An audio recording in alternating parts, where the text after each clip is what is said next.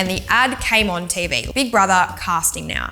And I was like, what have I got to lose? When I went into The Bachelor, I felt like I was gonna leave with my Prince Charming, but yeah, that didn't happen. If you actually go on a reality show to like find a bird, like don't. They do these very in-depth personality and psychological evaluation tests to work out how they can fuck with you. So they know how to get you. I'm Keira Maguire and I'm an Australian TV and media personality.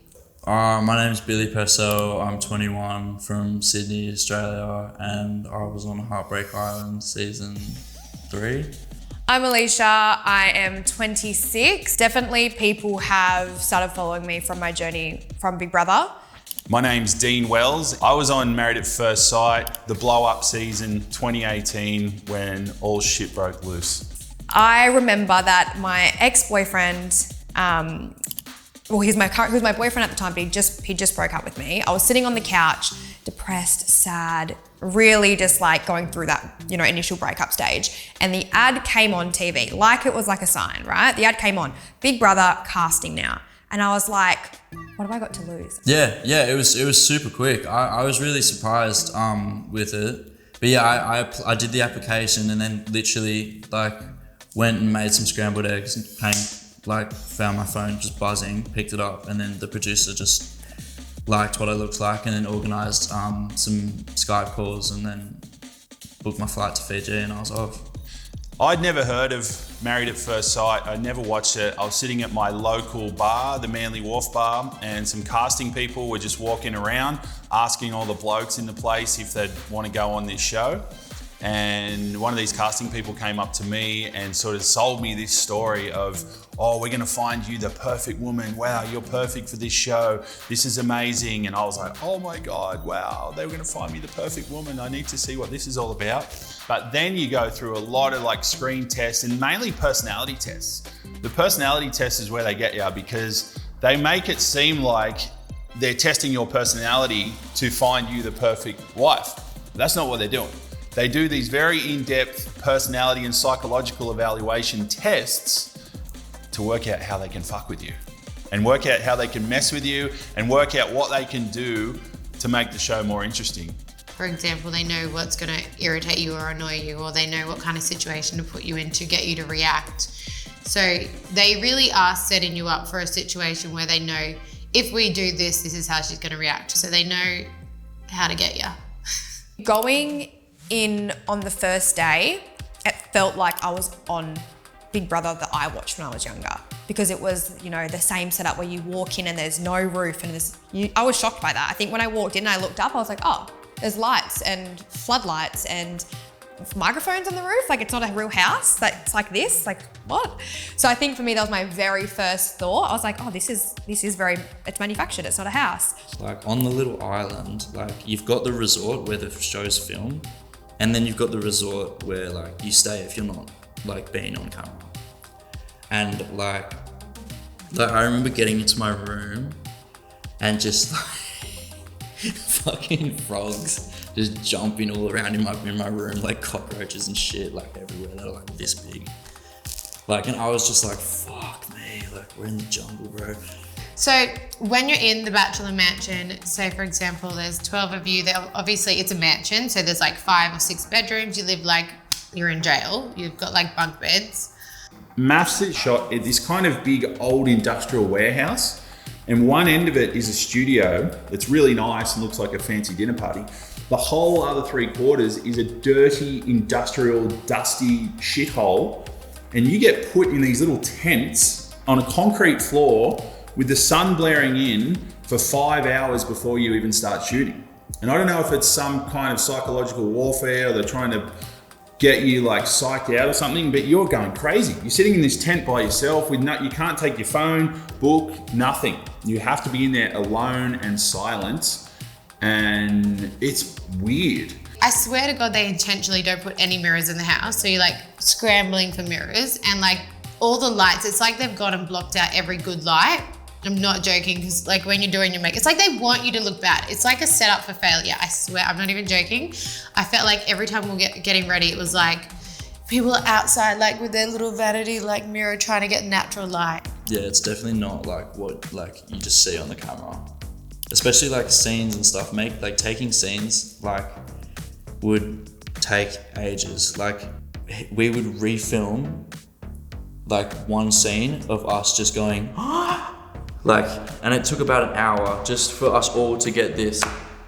You think, okay, this is gonna go for a couple of hours. Little did I know, the first episode we shot for 3 nights, and we had to go home, get up the next day, hair and makeup, wear the same outfit that we wore the day before. Like, everything was like repeated, but this one episode was shot over a 3-night period. And it was really funny because I actually knew that.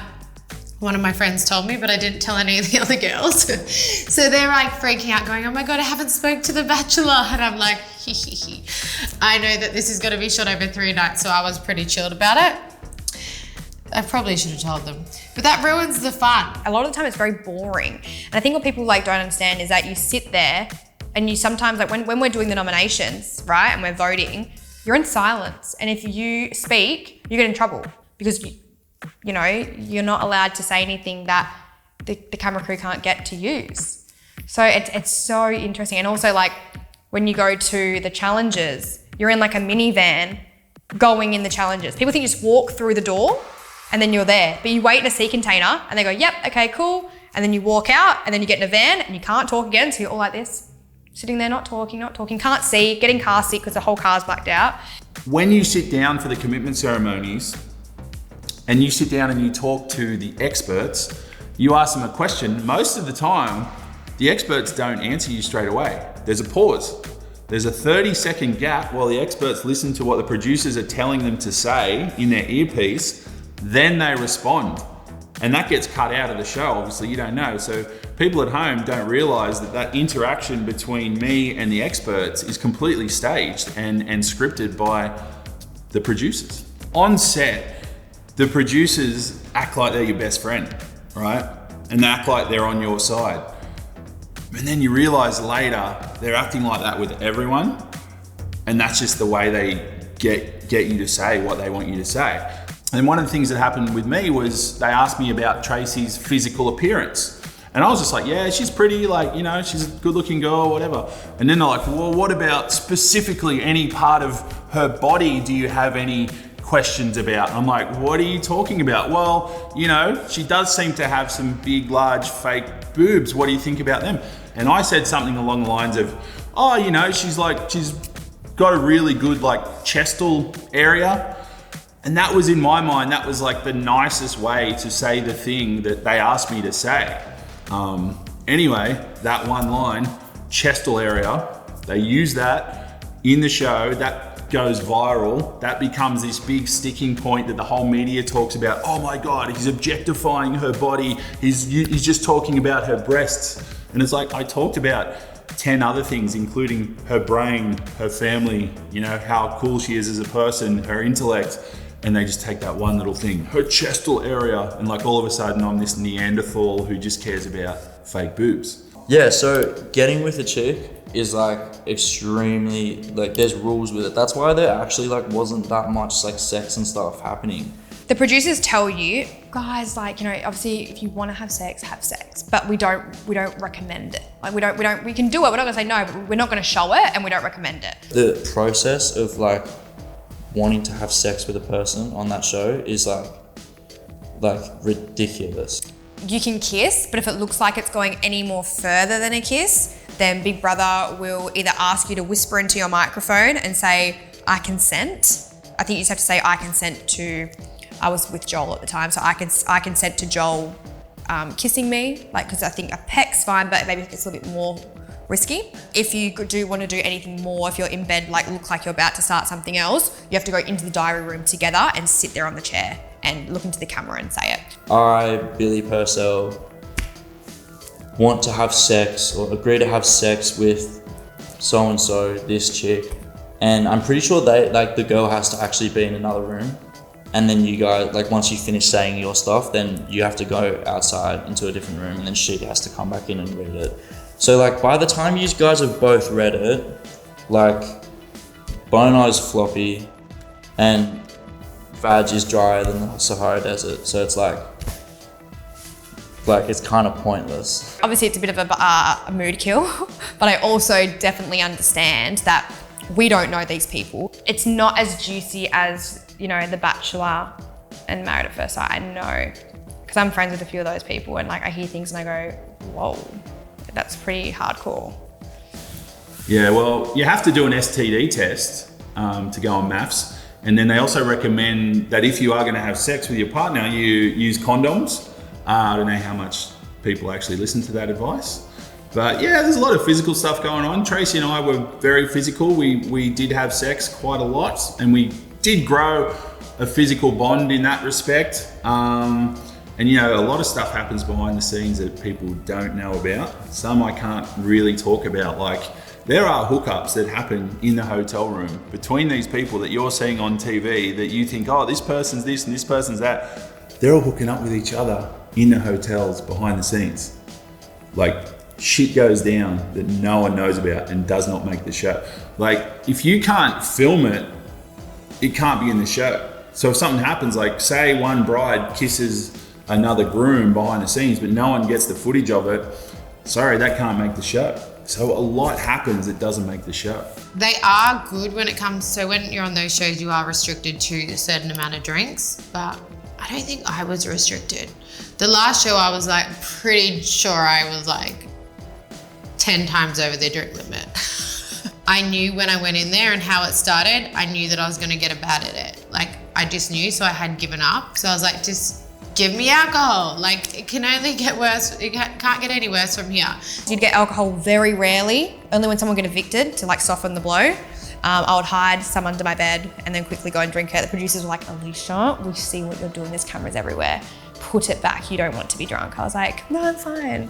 And then the next day we had a challenge and I was hungover and I had to have a hydrolyte, and they were like, this is why we don't let you guys drink.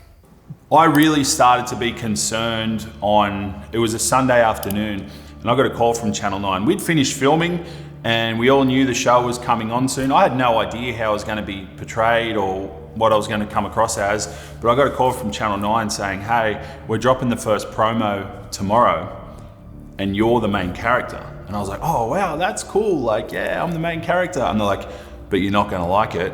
Get ready. You're going to have backlash as of tomorrow. And I was like, what? What are you talking about? Like, what have I done wrong? Like, what? I mean, yeah, I had done some things wrong. I will admit that. So I had my suspicions, but that Monday, this massive promo dropped. It was pushed all across Channel 9, all on the cricket, everywhere. It went viral all around the world. And it was this massive promo where it painted me as a misogynist piece of shit who wanted a woman to just bow down to them and obey them. And they put the word obey in big red letters behind my head in a graphic, even though I never said the word obey and never would say the word obey. It's actually ridiculous, but they really generated this character of a man who wanted a subservient woman to be his little obedient wife. The people that don't have good intentions, if they, for example, find love, they'll get a good edit. It doesn't matter, because they want a story. They want people, okay, so they've obviously got your villains and whatever, but they need people to fall in love. So they've got to deal with what they've got. But for example, there was one girl who was so calculated, so manipulative, I just like, not a good person, in my opinion. But she got the best edit and I got the worst edit, and I'm like, but I'm a good person. They pick out certain people. They saw me coming a mile away and they went, this guy is going to be this. You know, other people they'll see and like, they're going to be this, they're going to be a success story. It's not that hard to match people that are going to fall in love. It's really not, but that wouldn't make good TV. They're very manipulative and they have a plan from day one of exactly what they want. There is so much politically incorrect stuff that I probably said, and I was just so blessed that the producers didn't put that in, which I reckon they 100% didn't put it in because my character was like also the nice guy. Like, I was like super nice and just funny. So I'm so lucky that like producers of the show didn't like put any bad shit in.